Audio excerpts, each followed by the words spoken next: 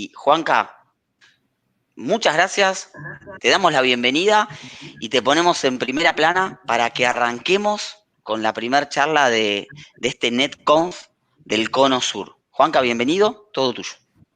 Bueno, muchas gracias. Lo primero, ojalá esto, si quieren contribuir, corregirme, hacer anécdotas, ojalá esto lo podamos hacer súper interactivo, porque creo que este keynote es muy relacionado con experiencia, ¿cierto? Con todo lo que hemos vivido, muchos, algunos hace 3 meses, algunos hace 6 meses y algunos la mitad de su carrera hace 20 años en los albores de lo que serían las tecnologías .NET. También valga la aclaración, ustedes saben que hoy en día en el mundo del teletrabajo es normal que pasen los niños atrás. Yo borré el fondo, lo que no puedo borrar es el audio. Entonces, si escuchan niños gritando y todo esto es porque a mis hijos les apasiona la tecnología y cada vez que escuchan al papá por acá dando charlas, pues ellos quieren participar. Entonces, no se les haga raro que escuchen ruidos, gritos, etcétera. Mi niño menor tiene 3 años, así que si lo escuchan desesperadamente llorando, no se enloquezcan, es parte de la vida de un padre. Así que dando ese anuncio, yo creo que iniciamos. Y acá en pantalla, pues vean que coincidió la charla, ni siquiera yo les había mostrado lo que les iba a contar el día de hoy a nuestros compañeros, ni a Pablo, ni eso, pues porque realmente no se me ocurrió que se los fuera a mostrar, pero vean que terminamos hablando de algo parecido, ¿no? Y es un tema de remembranzas, han pasado un buen tiempo desde que iniciamos con esto, y acá tengo lo del MSDN Library, ¿cierto? Los CDs que hablábamos para buscar la documentación, aunque este es extremadamente viejo, pero este era Visual Basic 6, pero ahí vemos también otras presentaciones de los productos que solemos utilizar hoy en día, pero en otra época. Hablamos de la época de los CDs y entonces teníamos allá en Visual Studio .NET 2003, no recuerdo si eran 3, 5 CDs porque venían unos extras y demás. Y también teníamos otras iniciativas de Microsoft que se hicieron para hacer que las personas que aprendieran estas tecnologías la compartieran con el resto de la comunidad. No sé si esto llegó hasta el Cono Sur, pero estaban estos CDs de esto era la iniciativa de héroes de Microsoft por allá en el año 2008, cuando llegaba el Visual Studio 2008 y querían popularizarlo bastante, entre otras cosas porque fue una revolución. En esa época el .NET era el .NET, pero acá llegaron unas extensiones que agrandaron ese universo y por acá comenzó a aparecer LinkU, y apareció el WPF y el WCF, y como que el Net Framework empezó a crecer. También tuvo hijos fallidos, como el Workflow Foundation, ¿cierto? Que también era la otra W que había por ahí. Pero estos CDs los repartía Microsoft a los influenciadores y a mí me llegó una caja a la casa, pero una caja enorme. ¿Por qué? Porque tenía un montón de CDs de estos y de cosas para evangelizar y para enseñar, porque yo trabajaba con las comunidades técnicas, pero me llegó un kit enorme porque ese kit tenía otros kits para entregárselos a otros miembros de la comunidad. Y en esa época hicimos cosas enormes y creo que ese fue el primer gran apogeo que tuvo C# y las tecnologías .NET en su momento. Así que me alegro de haber encontrado por ahí esa foto por internet. Ya estos CDs no queda uno. Todos los regalé, hasta los que eran míos, los entregué en eventos de comunidad para hacer que alguien que se hubiera sentido inspirado por una charla, que se hubiera sentido inspirado por una historia, se sintiera con ganas de aprender algo nuevo y de ponerlo en práctica.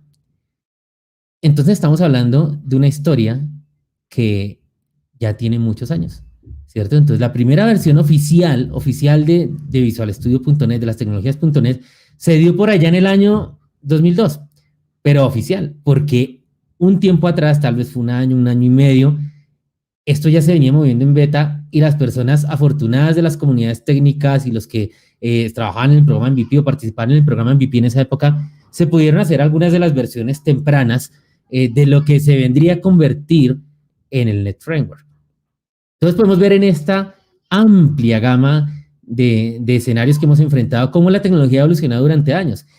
Y la incluí acá intencionalmente solo hasta Netcore 1.0, porque ahí encontramos un hito muy importante.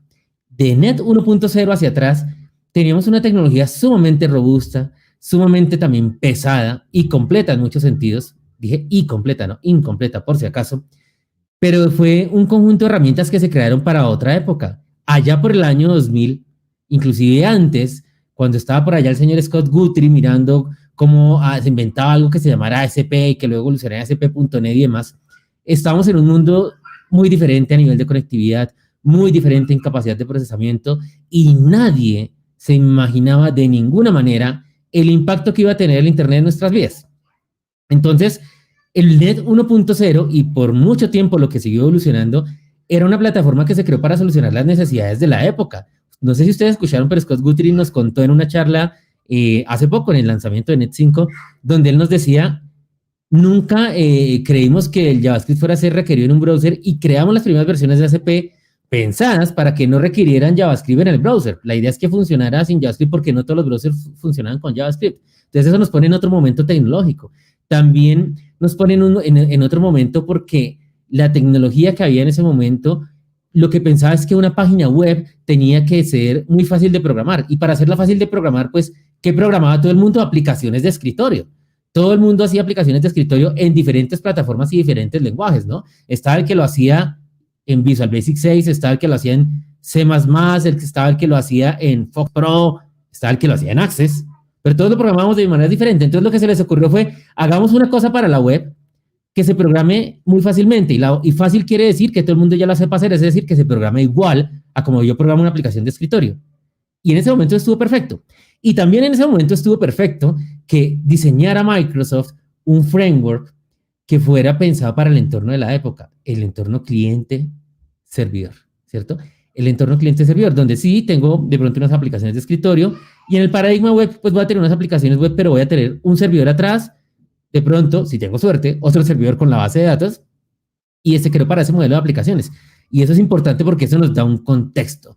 ¿Por qué tocaba instalar el .NET? ¿Por qué era tan grande? ¿Por qué no se pensó en tantas cosas que tenemos hoy en día? Pues porque era otro universo totalmente diferente. ¿Por qué ASP.NET, que tuvo sus momentos de gloria, después fue azotado? Y porque la programación web cambió. El paradigma web cambió, surgieron nuevas herramientas, los browsers dejaron de ser solo exploradores, sino que realmente son plataformas completas de desarrollo con una cantidad de APIs y de frameworks también utilitarios colaterales gigantescos, y eso nos va llevando a ver cómo el net paulatinamente comenzó a evolucionar como en esa dirección. Entonces comenzamos a ver cómo apareció el soporte también para computación de 64 bits, comenzamos a ver cómo el escritorio comenzó a madurar con WPF, el tema de comunicaciones en Internet se volvió muy relevante, y por eso cuando llegó el Visual Studio, el Net Framework 3.5, 3 y 3.5, vimos cómo apareció el WCF con una infinidad de protocolos de la época, que no se parecen a lo que tenemos hoy en día, sino que hablamos del WCF, y en esa época todo eso era maravilloso. Hoy en día uno dice en WCF, no, a mí póngame a hacer alguna otra tecnología, pero en esa época era maravilloso. Y seguimos evolucionando, y llegaron los ORM, entonces llegó el Entity Framework, y seguimos evolucionando, y siguieron llegando nuevas tecnologías, hasta que en algún momento ASP.NET también comenzó a evolucionar, el Net Framework comenzó a evolucionar, comenzamos a pensar en otros temas de rendimiento que antes no se veían y ahora eran muy necesarios. El WPF de hecho incluía algo un poco raro, pero incluía aceleración por gráficas, aceleración por la tarjeta de video, cosa que en la época era raro porque todos teníamos tarjeta de video, sí, pero ninguno tenía tarjeta aceleradora de video, y el WPF nos comenzó a abrir las puertas a este otro tipo de cosas, hasta que paulatinamente comenzaron a aparecer nuevos actores, ¿cierto? El día que Steve Jobs dijo, les tengo el nuevo iPod con el que también pueden hacer llamadas, ¿cierto? Cambió todo porque nació el mundo de los smartphones, y la tecnología .NET se sintonizó con ese mundo de diferentes maneras, no solo por parte de Microsoft, sino que todos ustedes saben que también apareció Mono, el precursor de Xamarin, y comenzaron a crear frameworks para dispositivos móviles, y Microsoft dijo, voy a crear frameworks para hacer aplicaciones de escritorio modernas, un poco apartadas de lo que era Windows Forms y lo que era WPF, pensando algo más en los nuevos paradigmas de movilidad, y todo esto comenzó a llevarnos a muchos frameworks diferentes. Entonces ya estamos hablando de Universal Windows Platform, que también es el cenit de otra cosa que se llamó Universal Apps, que también es el cenit de lo que se hizo en Windows Phone 7, lo que se hizo en Windows Phone 8, y todo esto por debajo siempre tuvo algún soporte del .NET, y de C# y de Visual Basic y demás. Y seguimos con esa evolución, y seguimos creciendo, y siempre supliendo las necesidades de la sociedad y el ecosistema empresarial de aplicaciones. Y obviamente tiene que llegar un momento en que hay que hacer unos breaking change, hay que hacer algo grande, ¿cierto?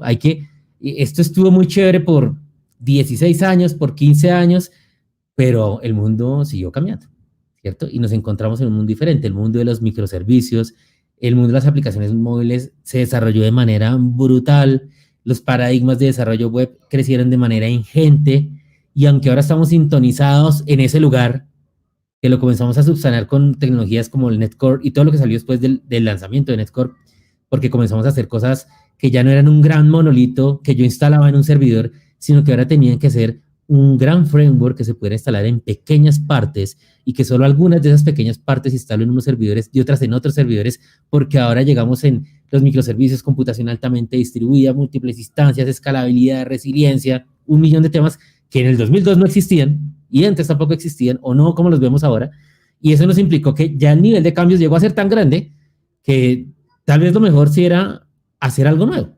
Y ahí está el Netcore 1.0. A veces llega el momento de hacer algo nuevo, de reinventarnos. No es ser una nueva persona. Cuando a uno le dicen, Juan Carlos, reinvéntese, no quiere decir que yo tenga que morir y volver a nacer y entonces ahora voy a nacer diferente, con ojos claros y soy gringo. No. De pronto reinventarme es como lo que a uno le puede pasar en la vida laboral cuando uno deja de ser desarrollador y se vuelve arquitecto de software, o cuando uno deja de ser tester y se vuelve desarrollador, o al revés, cuando un desarrollador se vuelve tester, o cuando un arquitecto de software dice, ¿saben qué? Ahora voy a deshacerme de esto y voy a reinventarme y hoy quiero iniciar con un nuevo producto y voy a desarrollarlo yo. Reinventarse no es echar a perder todo. Y Netcore fue eso, fue una reinvención. Una reinvención donde todo lo que hemos acumulado, todo el conocimiento acumulado por años con las tecnologías.net se materializan en una nueva forma de hacer las cosas para descubrir las necesidades modernas, para utilizar los recursos modernos y para utilizar los desarrolladores modernos. Cuando alguien dice recursos modernos, ¿cómo qué? Pues cuando yo estaba en 2002, lo más normal es que uno tuviera un solo procesador, y si alguien tenía dos procesadores, ese tipo tiene un servidor en la casa, ¿cierto? Pero después eso nos llevó a la hyper-threading, a los múltiples. ¿Cuántos procesadores tengo yo en mi equipo hoy en día que no es de gama alta? No se puede considerar de gama alta. Yo tengo 16, no, tengo 2 en cada, tengo 24 procesadores, o al menos 24 unidades lógicas de procesamiento, ¿no? Porque también tenemos lo de hyper-threading y más. ¿Será que el NET de 2002 estaba listo para eso? No. Y se hicieron remiendas y salió el Tax Parallel, etcétera. Pero el Netcore sí está preparado para eso de muchísimas otras formas, ¿cierto? En la carga de memoria, en la resiliencia, en la forma en cómo se distribuyen los componentes y demás. Entonces vean que ha sido una historia interesante, pero a partir de Netcore 1.0 todo cambia. Como esas canciones románticas que hay por ahí. Todo cambió cuando te vi. Entonces, esta nueva historia o esta continuación de la historia nos pone a pensar en muchos problemas que llegaron, soluciones nuevas, problemas nuevos, que convergen en lo que tenemos hoy, que es un .NET unificado, el Net 5. ¿Por qué unificado? Porque cuando nació Netcore, pues Netcore siguió evolucionando por su lado. Tenía que crecer, tenía que madurar, tenía que conseguir un conjunto de herramientas, tenía que tener adopción, tenía que tener feedback del público, tenía que mirar cuáles son las tendencias, cuáles son sus fortalezas y debilidades. Pero como era de esperarse, todos queríamos que todas esas ventajas del nuevo Netcore hicieran parte de todo nuestro amado ecosistema que hemos tenido por años. Entonces, por ejemplo, Microsoft nunca pensó que fuera a soportar Netcore para aplicaciones WPF ni para Windows Forms. Pero el producto fue tan bueno que la comunidad de desarrolladores alzó la mano y dijo, yo quiero que WPF pueda funcionar en Netcore y quiero que WCF también y quiero que Windows Forms también. ¿Pero por qué? Porque es que llevo 15 años haciendo productos con esto. Llevo 15 años haciendo productos con esto y no puedo esperar a volver a hacer todo desde cero para hacerme a todo esto tan cool que ya llegó, ¿cierto? A un framework mucho más interesante, con muchas buenas prácticas modernas, con todo. Yo no quiero perderme eso. Y Microsoft comenzó paulatinamente a soportar estos proyectos o a permitir que la comunidad los soportara. Y eso llevó a que en algún momento se planteara también la necesidad, bueno, pues tenemos que llegar a un punto de convergencia. Si ya tenemos un framework multiplataforma, como lo es Netcore, que funcionaba en tantas plataformas diferentes, y tenemos por otro lado un conjunto de aplicaciones ya desplegadas en el público que quieren hacerse a todos los beneficios, no solo de la multiplataforma, sino de rendimiento, memoria, las nuevas arquitecturas de procesador, las nuevas modalidades de memoria, los nuevos patrones, las nuevas formas de escalar y desplegar una aplicación. Pues, ¿cómo lo vamos a hacer? Eso evolucionó paulatinamente. El Net Framework siguió evolucionando hasta Framework, creo que llevábamos a 4.8 tal vez, y el Netcore también siguió evolucionando, hasta que llegó el momento, la verdad, que es este momento, donde decimos tenemos Net 5, y el Net 5 es un hito, es un milestone, ¿cierto? Es algo que rompe paradigmas, porque ahora en más no vamos a seguir con nuestro Netcore clásico, con nuestro Netcore nuevo, con las buenas prácticas, con todas las cosas modernas que hay, ni tampoco vamos a seguir aparte manteniendo nuestro Netcore clásico con sus cosas buenas, pero también con sus falencias y con toda la base instalada. Eso era insostenible y no era bueno y nadie lo quería. Pero llegó el momento en que ahora sí se podía hacer algo diferente y se logró rearquitecturar cosas de Net Framework clásico para que funcionara con Netcore y se logró completar lo suficiente Netcore para que las cosas del Net Framework clásico pudieran seguir funcionando. Y tenemos lo que vemos en pantalla. Tenemos Net 5 como una infraestructura, una capa, ¿cierto? Un componente fundamental, una piedra angular que nos permite tener componentes en tiempo de ejecución, compiladores, lenguajes multiplataforma, optimizados para las arquitecturas de hardware modernas, optimizados para las arquitecturas de aplicaciones modernas, para el mundo del Internet moderno y para lo que le gusta a los desarrolladores modernos. Y sobre esto conectamos todo nuestro otro universo, todo nuestro stack de aplicaciones de escritorio, a saber, pero no únicamente, WPF, Windows Force y WP. ¿Por qué a saber, pero no únicamente? Porque también teníamos aplicaciones de escritorio en Linux que antes hacían con Mono, ¿cierto? No únicamente, estamos abriendo las puertas a más cosas. El tema de ASP.NET, todo el nuevo ASP.NET Core con todo lo que venía con MVC Core, con Entity Framework Core y demás, ahora convergen en una sola cosa que sigue evolucionando de manera unidireccional. Aplicaciones en la nube, fundamental, todo en Microsoft.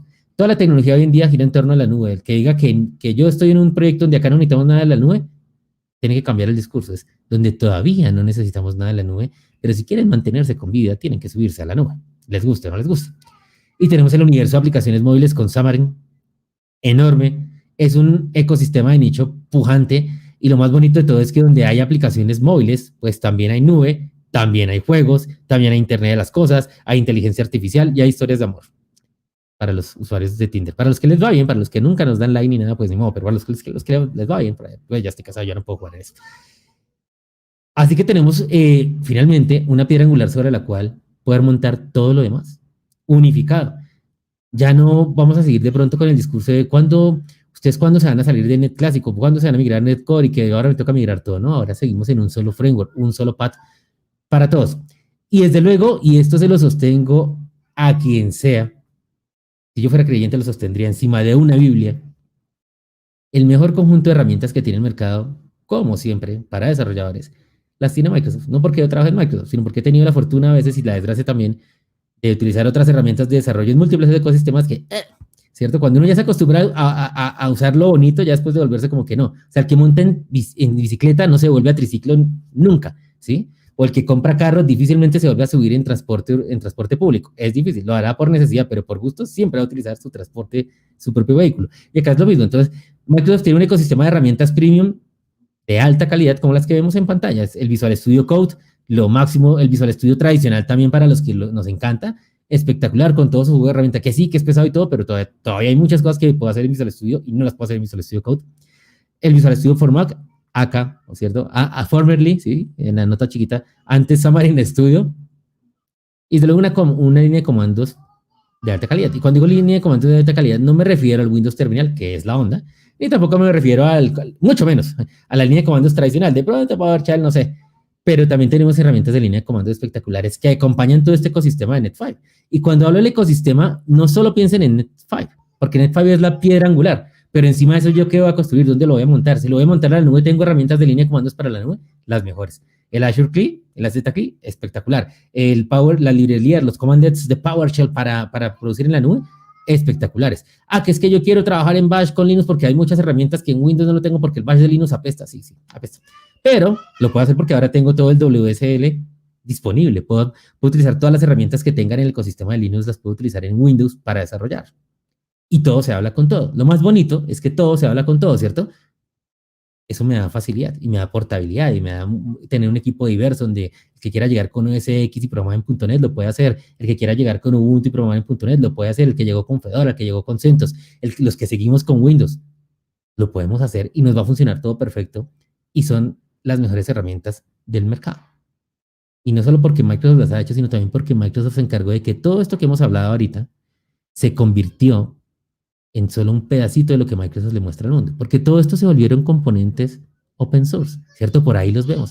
Todo lo que Microsoft está haciendo se está liberando al open source. Hace unos años dijo Satya, un día podríamos tener Windows open source, y yo ese día cada vez más cerca, porque todas nuestras herramientas hoy en día están open source. Todo lo de Azure es open source, todo el Visual Studio Code es open source, todas las herramientas de línea de comandos son open source, y todo se va volviendo open source. Entonces también la comunidad, muy intencionalmente, ha trabajado fuertemente en desarrollar nuevas herramientas sobre todo lo que vemos acá, en ponerlo a producir, y por eso cuando ustedes están en un build, y por eso cuando ustedes estuvieron en el lanzamiento internacional de Net5, lo primero que habla Microsoft es que Microsoft, o las herramientas de Microsoft, no funcionan solo bien con lo de Microsoft, sino con lo de todos. Y acá están los partners, a los que les gusta Developer Express, utilicen las herramientas de Developer Express, ya están listos, trabajan de la mano con Microsoft. Los que les gusta Telerik, ahí está, se hablan con Microsoft, ellos mismos están produciendo componentes open source. Todo el ecosistema enorme está metido en eso, en esto que nos une el día de hoy. Escucha a mi hijo también gritando que sí, tengo razón. Entonces, con las cosas con Microsoft se tratan de ecosistemas, se tratan de comunidad, se tratan de hacer que la vida para todos sea más fácil. Que al que le guste NetWizard, pues, si puede hacer tu producto así, hágalo, hermano, buenísimo. No, que a mí me gusta desde Visual Studio, a mí no me gusta el NetWizard, a mí me gusta programar todo, hágalo. No, que a mí me gusta por consola todo, hágalo, ¿cierto? Todos tenemos la herramienta indicada para trabajar y hacer lo que queremos. Y eso nos lleva a hablar entonces de un siguiente tema. El momentum del ecosistema.net, que es enorme. Juanca. 2 millones de desarrolladores. ¿Alguien me habló por acá? ¿Nos escuchás? Sí, te escucho. Nos pediste interacción y la vamos a dar porque hay varios comentarios en el grupo que están súper interesantes. Así que si querés, volvete para atrás la presenta, así no quemamos. Ahí voy. No quemamos contenido. Te digo, hay varios comentarios muy graciosos. Vamos a agarrar algunos, pero son súper divertidos. Primero, vamos a Deportes en el Recuerdo. Hay una serie en Argentina que es Deportes en el Recuerdo. Wilfredo, fíjate que lo tenés en pantalla lo que comenta, ¿no? El desarrollador 5 estrellas. ¿Te acordás del desarrollador 5 estrellas? Claro que sí me acuerdo. ¿Y saben por qué me acuerdo? Porque yo fui el primer desarrollador 5 estrellas en toda Latinoamérica. Tengo el pantallazo por ahí guardado. Fui el primero, ¿sí? Por eso lo puse. Espectacular. Muy bien. Me gusta. Pero bueno, sí, ahí Wilfredo, todos nos acordamos de desarrollador 5 estrellas. Hay muchas personas que se habían anotado en su momento y que le permitió conocer todo el mundo de desarrollo Microsoft a muchos. Digo, no nos olvidemos de eso, ¿no? Que fue realmente una apertura muy inteligente, inclusive de marketing. Vamos a decir las cosas como son en ese sentido. Así que muy lindo recuerdo. Después, bueno, estabas hablando de algunas tecnologías que quizás no funcionaron tanto. Aquí tenés una publicada, Silverlight. Te la comento. No lo veo ahí en el gráfico Silverlight. Pero claro, pero hay una muy buena razón, ¿no? A veces las cosas pueden ser buenas, pero ser buena no es suficiente para que a uno lo quiera, ¿no? Es como cuando uno es el mejor desarrollador en la empresa, pero ascienden todos. Y cuando me tocaba ascender a mí, quebró la empresa. Ahí, Juanca, para poner en contexto, ¿te parece muy brevemente, porque quizás hay muchas personas jóvenes que no saben ni lo que es Silverlight, piensan que es un juego, sí. ¿no? El juego que sacó Microsoft. ¿Qué era Silverlight, básicamente?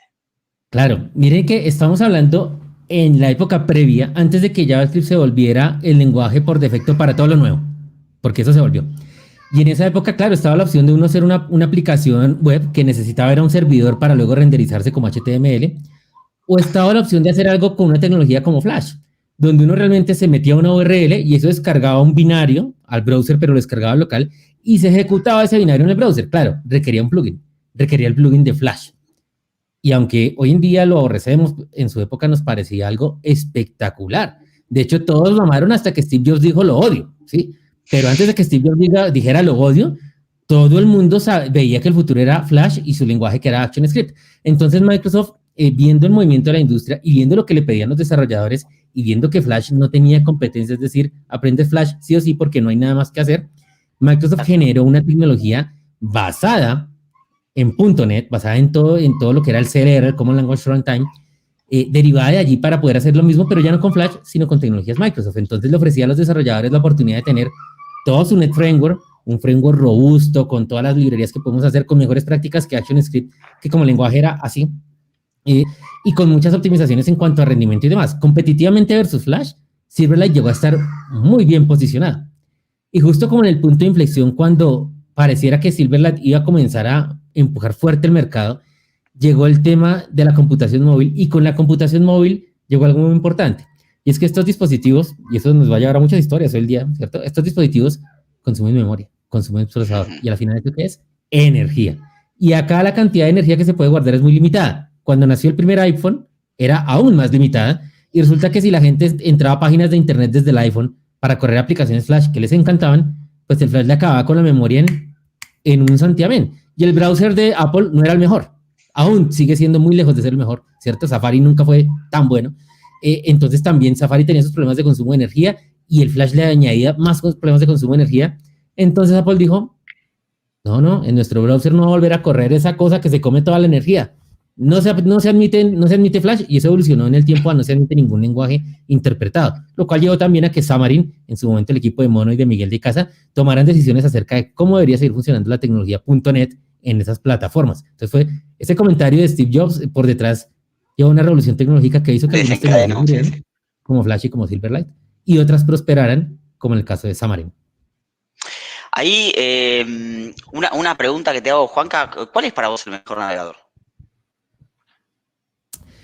Pues Internet Explorer. No, les digo, el mejor navegador es... Depende. Es el que cumple con los requerimientos del usuario. Voy a partir la pregunta. El mejor navegador es Edge, pero el mejor motor de explorador web es Chromium. Muy buena respuesta. Muy buena. Una salida elegante. Es el mejor explorador, el mejor motor de navegación, pero como explorador web, Edge. Acá nos tenemos que divertir, Juanca. Esto ya lo sabés, nos conocés un poquito, así que la idea es hacerlo relajado. ¿Qué más? ¿Qué otra cosita, Seba, que me esté perdiendo? Había una pregunta que decían que les gustaría, Juanca, que vos expliques el tema de Net Standard. ¿Qué pasa con Net Standard y .NET 5? Ahí está la pregunta. Entonces vean que el .NET siempre ha tenido varios componentes. Lo voy a poner en lenguaje que todos lo puedan entender. Tenemos por debajo, muy por debajo, un componente que es el que permite que las cosas se ejecuten y funcionen de manera uniforme en múltiples plataformas. Pero encima tenemos un conjunto de librerías que permiten que las personas con ese lenguaje puedan hacer algo. Por ejemplo, mi lenguaje tiene la sentencia if, el while y el switch. Eso está muy bien, pero de nada me sirve eso si yo no tengo una librería, por ejemplo, que me permita utilizar colecciones de manera rápida, o que me permita conectarme a una base de datos de manera estándar, o que me permita dibujar un botón en pantalla o escribir un texto en consola. Entonces, esa librería de cosas básicas que se monta encima del motor que me permite hacer multiplataforma, esa librería de cosas básicas se podría convertir en lo que nosotros llamamos hoy en día Net Standard, el conjunto de librerías que corren de manera uniforme en cualquier lugar donde el Common Language Runtime se pueda ejecutar. ¿Y por qué es importante? Porque no todas las plataformas soportan las mismas cosas. Voy a poner un ejemplo muy tonto, pero es más o menos para hacernos una idea. Yo en el celular tengo una serie de dispositivos, ¿cierto? Tengo cámara frontal, voy a vender Huawei, ¿no? 4 cámaras en la parte de atrás, flash, no sé qué.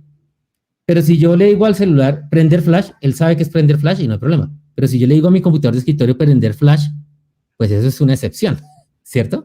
Eso es una excepción. No existe el flash, salvo que yo le conecte un dispositivo que funcione de la misma manera. Entonces, el Net Standard es el conjunto de librerías que corren en todos los lugares donde se pueda ejecutar una aplicación .NET. Que encima de eso pueden haber más, claro, porque pues en mi celular tengo la librería del flash, o la librería de la cámara frontal y la cámara trasera, que pueden ser estándar, mientras que en el computador puede que no tenga cámara, o puede que tenga esta cámara de acá, o puede que tenga la otra que nunca la prendo porque es un asco. Entonces, la librería estándar garantiza que mi software va a funcionar en cualquier lugar. Ese es el gran resumen. Por eso existe Net Standard, y era muy importante. Vean que nosotros tenemos una versión muy simplificada de la realidad. Esto que ustedes ven acá, por detrás, es una cosa terriblemente difícil, pero los que tuvieron la fortuna o la desgracia de conocer el proyecto Mono y Xamarin hace unos años, uno iba a crear una aplicación Xamarin y le preguntaba, bueno, pero me invento algo, ¿con qué versión del CLR? Tan, pero ¿con qué compilador tal? ¿Y con qué extensión de no sé qué? Y habían como 30 maneras diferentes de generar un runtime para correr en diferentes lugares, o sea, contando las librerías y demás. Entonces es un tema muy grueso que acá nos lo muestran como Net 5, pero por debajo, o sea, por eso se demoró los años que se demoró. Por debajo hay una complejidad enorme en todo este tema técnico que podemos ver acá resumido en Net 5, Net Standard, sale.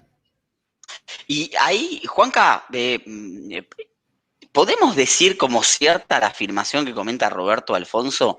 ¿Net Standard murió con Net 5, a partir de ahora Net es el estándar? Qué tema, ¿no? Qué discusión, sí, ¿no? Veremos cómo evoluciona. Lo primero es mirar cómo va a evolucionar, porque aún estamos en etapa muy temprana y por eso ven que de una vez, y creo que tenía un cuadro para mostrarles eso, ya estamos hablando de Net6 y lo que vamos a mirar de homologación, de estandarización, del set de herramientas y todo esto, porque ahorita viene una etapa como de estabilización. El Net como tal, si ustedes me preguntan qué es Net 5, Net 5 es un conjunto de cosas diferentes, o sea, tiene muchos componentes por dentro. Sí, tiene su Common Language Runtime, tiene su librería estándar, tiene varias partecitas diferentes. El Net estándar no es que haya muerto. Seguramente con el tiempo cambiará de nombre, ¿sí? Puede que le coloquen otro nombre, pero siempre va a haber una librería común para todo lado, que ahorita se llamó Net Standard porque venimos de una coyuntura donde surgieron muchos runtimes diferentes para muchos dispositivos y entornos diferentes, sin contar que teníamos el net clásico y el net core por otro lado. Entonces, eso nos llevó a tener que decir, bueno, no, es que nuestro net estándar para este. Sí, en adelante puede que siga evolucionando como una misma cosa y puede que después no sea net estándar, o puede que sí. Pero sí, es simplemente un tema más como de nomenclatura que cualquier cosa. Conceptualmente, el net estándar va a seguir allí porque es la librería de clases estándar de todos los que corren en el entorno de, ahorita le decimos net5, no sé cómo se va a seguir llamando al futuro porque pues net6, no sé, ¿cierto? O simplemente va a ser net en el entorno de net. Bien, bien, bien. Sí, de hecho la postura de Microsoft está en la página oficial, es Net 5 no reemplaza Net estándar. Y ahí hay una aclaración con respecto a si se crean aplicaciones Net 5 full o si necesitamos compartir librerías con Net Framework, Net Core, en donde ahí sí el Target Framework lo tenemos que orientar específicamente hacia Net estándar y no hacia Net 5. Pero ahí es como vos dijiste, veremos cómo evoluciona básicamente, ¿no? Correcto. Bien, te dejamos seguir, ahora sí, desaparecemos de vuelta y todo suyo el escenario, señor. Adelante. Listo, vuelvo por acá. Mi hijo está diciendo que sí, que quiere saber más de net estándar, pero bueno, tocó la próxima oportunidad. Entonces, el momento de la comunidad. Yo siempre hago énfasis en esto. Bueno, yo soy un hombre de comunidad, todos los que están acá con certeza son hombres de comunidad, mujeres de comunidad, personas de comunidad. Porque creo que esto es lo que hace que un lenguaje sea relevante. No en qué banco lo están utilizando, ni si en el gobierno, ni de no sé dónde, no. Eso no es importante para un lenguaje. Lo que es realmente importante es la comunidad que está por debajo. Es lo que hace que el lenguaje sea adoptado y se vuelva popular. Entonces, hoy en día, y hoy en día es mentira, esto es hace como 3 semanas, habían 2 millones de desarrolladores .NET Core. O sea, ni siquiera estamos hablando ya de Net 5, sino solo Net Core sin incluir el Net clásico. .NET fue seleccionado como el lenguaje más amado dentro de la encuesta anual que hace Stack Overflow, específicamente Net Core. También tenemos que .NET o el ecosistema principalmente C# es el lenguaje o es el framework más utilizado sobre los 30 proyectos de más rápido crecimiento en la comunidad open source. La fuente de esto es GitHub, si no estoy mal. El top 5 lenguaje también es C# en programación open source, es C# dentro de GitHub. Obviamente hay que hacer la anotación. Pues pasa que Microsoft ahora es el principal creador de código abierto a nivel mundial, el más grande, y pues pasa que Microsoft está contribuyendo en C# y pasa que GitHub también es de Microsoft y Microsoft solo está contribuyendo allá, ¿cierto? Pero independientemente de eso, la mayor cantidad de proyectos, el lenguaje más utilizado, el quinto lenguaje más utilizado en la comunidad de software libre es C#. Ahora, de acuerdo, este se lo voy a mostrar ahorita. Este que ven acá de Tech Empowered Benchmark es que el tema de performance hoy en día es muy crítico y ya les voy a decir por qué. Resulta que Tech Empowered de manera frecuente corre unos benchmark para mirar cuáles son los lenguajes de programación o los frameworks que más rápido pueden procesar diferentes cosas. Y hay muchas cosas, ¿sí? ¿No? Dentro de esas cosas, una de esas cosas es procesamiento de texto plano, es decir, manejo de cadenas, manejo de objetos de strings.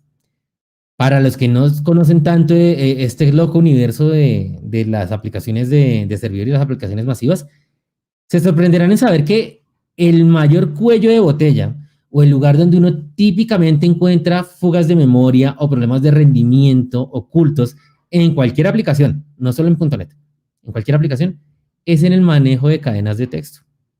Sobre todo en los lenguajes como C# o como Java, cualquiera que corra en lenguaje .NET o en la Java Virtual Machine o similar porque le han sacado Kotlin y demás, tienen ese problema que eso tiene un consumo muy intensivo de memoria en lenguajes administrados. Entonces se vuelve un cuello de botella. Así que esa métrica que dice que ASP, creo que es ASP.NET Core, es el número 1 en ejecución de procesamiento de texto plano, es una métrica muy importante. Desde luego, ahí evoluciona más, ¿sí? Y ahorita hablamos un poco al respecto. Y también nos dice que 40% de las personas que se están metiendo al lenguaje, a NetCore, a C# y demás, son desarrolladas, pero son estudiantes. ¿Por qué es importante? Porque claro, si yo soy un desarrollador C# de toda la vida, pues sí, yo me voy a meter a NetCore, es obvio. Pero cuando vemos que los estudiantes son casi la mitad de las personas que están adoptando esta tecnología, nos habla de que estamos hablando de un framework fuertemente posicionado, ¿cierto? Prácticamente la mitad son personas nuevas que arrancan en el mundo de la programación sin saber nada de .NET, deciden meterse a las tecnologías .NET. Por eso esa métrica es una métrica tan importante de tener en cuenta. Como les había dicho entonces, este tema del texto plano es importante y ahorita les voy a hacer doble clic allí. Ténganlo ahí en mente, si no lo dejen perder. Entre tanto, hablemos de qué se viene para .NET, porque ya hablamos de lo fundamental, sí, de dónde venimos y para dónde vamos. Ahora vamos a ver para dónde vamos. Entonces, ahorita, este mes que acaba de pasar, ayer, noviembre del 2020, arrancamos con Net 5. Y el commitment de Microsoft, el compromiso de Microsoft es que cada año, de manera predecible, todos los noviembres, se va a lanzar una nueva versión de .NET. Numeradas tal como lo ven en pantalla en este momento. Se viene Net 6, Net 7, Net 8 y Net 9, y así sucesivamente en noviembre de cada año. Es importante que sea predecible. ¿Sí? Antes veníamos, hace muchos años, se lanzaba una versión cada 3 o 4 años, pero era 3 o 4 años o era 2 años. ¿Sí? Ahorita predeciblemente sabemos en qué fecha se va a lanzar. No vamos a tener como que venga y cuándo se lanza la nueva versión de .NET. No, ya está establecido. Nuevas versiones cada año. Dentro de esas versiones cada año, cada 2 años se van a ofrecer versiones con soporte de largo plazo. Esas que ven ustedes acá marcadas como LTS son versiones de largo plazo. Son versiones a las que Microsoft les va a dar soporte por muchos años hacia el futuro. Son las versiones ampliamente estables. Los que estén más familiarizados con este mundo del desarrollo de software o con el mundo open source saben que esa sigla LTS quiere decir que va a tener soporte por muchísimos años, mientras que los que no tienen la marca LTS no lo van a tener. ¿Por qué es importante? Porque si yo voy a montar una aplicación en producción y es de misión crítica, y misión crítica es un abanico de opciones inmenso, pero digamos las que son realmente críticas, pues yo voy a montar la versión con soporte de largo plazo. ¿Por qué? Porque va a ser la versión más estable, la versión que va a recibir muchos parches durante muchísimo tiempo, donde no van a decir, la única es que te actualices a Net 7, no, sino que va a tener una cobertura más amplia en control de vulnerabilidades, parches de seguridad y demás. Mientras que las otras no van a tener ese pequeño componente, que no es tan pequeño, que es muy importante para aplicaciones de misión crítica. Ahora les digo, la gran mayoría de aplicaciones no son tan de misión crítica como para meterlas siempre en versiones LTS. La gran mayoría, estoy hablando de un 70 o un 80% de las aplicaciones no son tan críticas como para meterlas allá. Pero para las otras que sí, existen esas versiones LTS.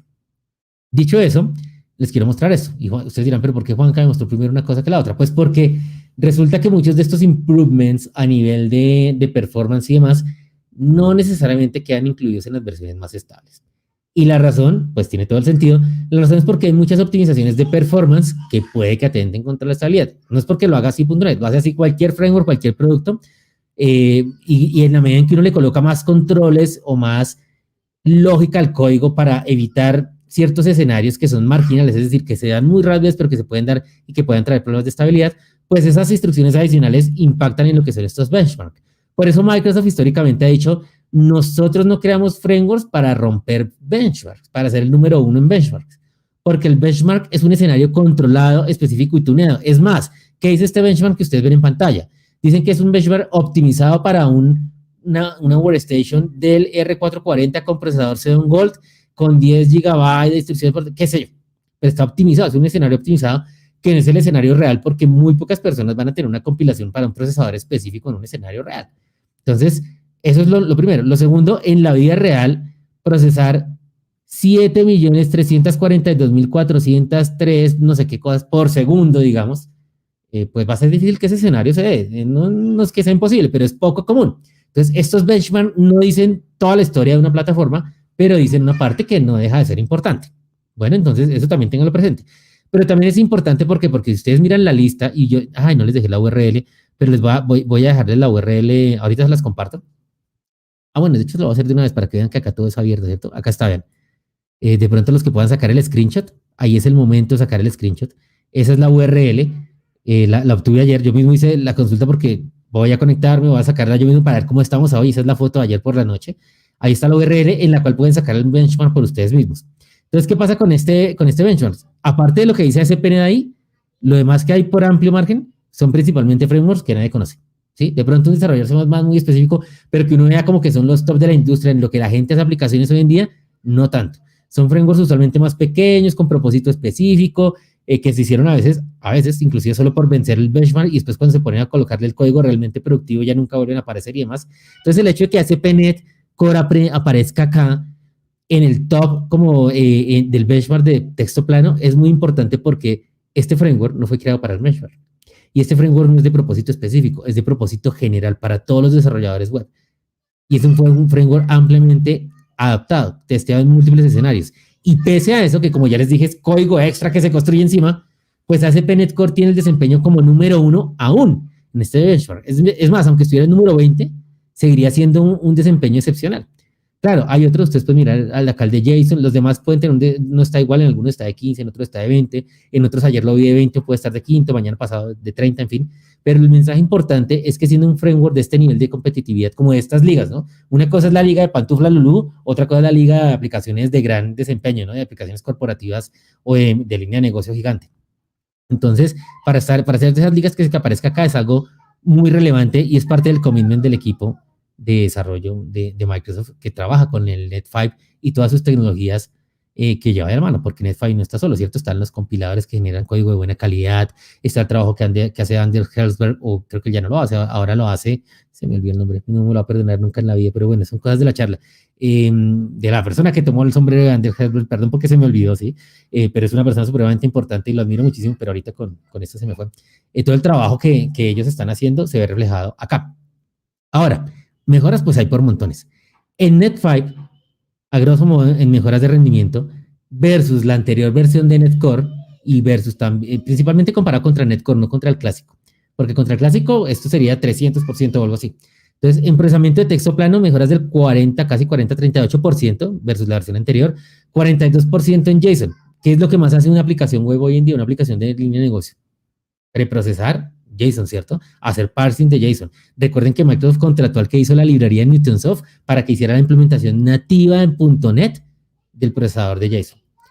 Este se los quedé bien. Este 20% of Fortunes, dije, me lo voy a averiguar porque no lo tenía tan claro, lo incluí porque lo tenía en la librería principal, pero este se los dejo. Sin embargo, como yo sé que ustedes son curiosos y a ustedes les gusta investigar, en el mismo chart que les mostré ahorita, es decir, en este chart que les mostré hace unos segundos, en este chart ustedes van a encontrar, y les vuelvo a compartir la URL, si ustedes visitan este chart se van a encontrar que pueden entrar a mirar la comparación de Fortunes y tener más detalles específicos que era lo que hacía ese benchmark, porque en este preciso momento se me fue. De hecho, lo ven ahí en la parte de arriba, ¿cierto? Ahí dice Fortunes, pueden ir allá a hacerle clic, ahí les explican exactamente qué fue. En este momento se me escapó y dije lo voy a revisar porque siempre se me olvida.